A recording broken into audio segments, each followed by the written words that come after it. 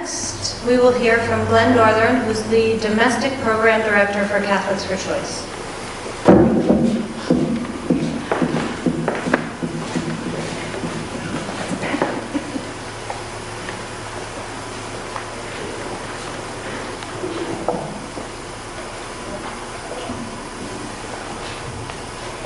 Catholics for Choice works across the world and the United States to represent and lift up the voices of the majority of Catholics who disagree with the bishops on issues related to sex, sexuality, and reproductive health. It's an honor to be here in Rhode Island today, standing with the faith community and community leaders and women in support of legislation that will protect the right to make conscience-based decisions about reproductive health care. I'm a parent. I'm Catholic. From late night feedings to scraped knees to establishing boundaries around screen time to setting them on their course for a loving and successful life, I know intimately that parenthood is one of the most rewarding and challenging callings in my life. It is both too demanding and too sacred to be compelled on those who are unwilling or unready. No one should be forced to become a parent who does not want to be. As Catholics, we are called to live lives of compassion, just as we are called to use God's gift of love and free will to make the best choices that we can. It is important to remember that the Catholic hierarchy does not speak for the majority of Catholics in Rhode Island, more than 620,000 Catholics, from Woonsocket to Providence to Narragansett, when the bishop speaks about reproductive health. Time and time again, the bishops work to try to convince elected officials that their views represent the views of all Catholics. This is simply not true. Though the bishops are a part of our church, they are not the whole church. It is the everyday Catholics, the more than 620,000 and the more than 70 million across the United States. We are the church. The role of individual conscience is at the core of Catholic belief.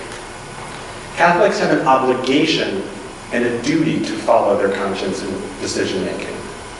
As Catholics, we honor the sacred duty of each individual to follow their conscience and act in response to that. And we regard it both as an incredible gift and a responsibility.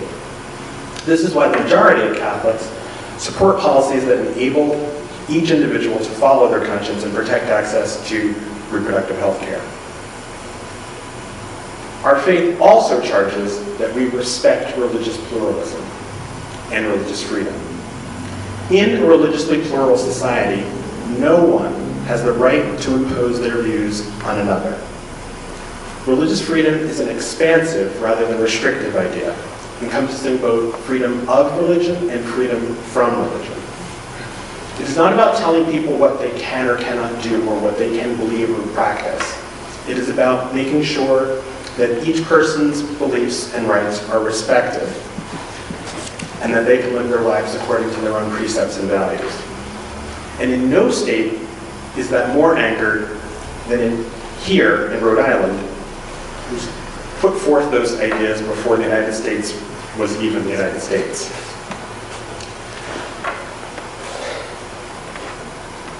Which is why Americans and Catholics are particularly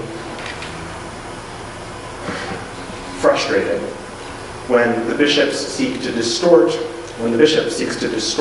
that foundational principle of religious liberty and encode or enshrine one set of beliefs into law. Many Catholics and many elected officials are called into public service out of their core Catholic values.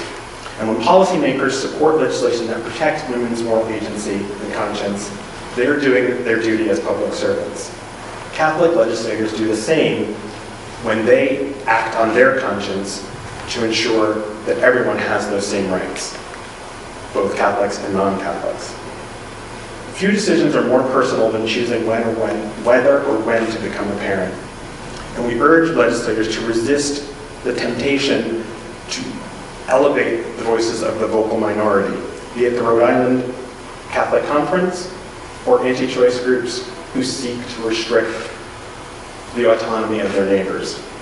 They do not speak for all Catholics or for all people of faith.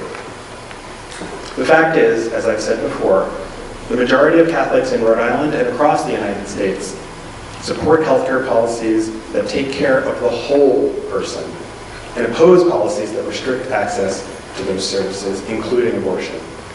The Catholic bishops' views are not reflective of all or even of the majority of Catholics. Catholics for Choice is here in Providence today to make sure that state legislators know that also. We are here to tell Rhode Island lawmakers to listen to the majority of Catholics and indeed all the people of Rhode Island who believe that these shared values of equality, fairness, compassion, and justice must be upheld for everyone.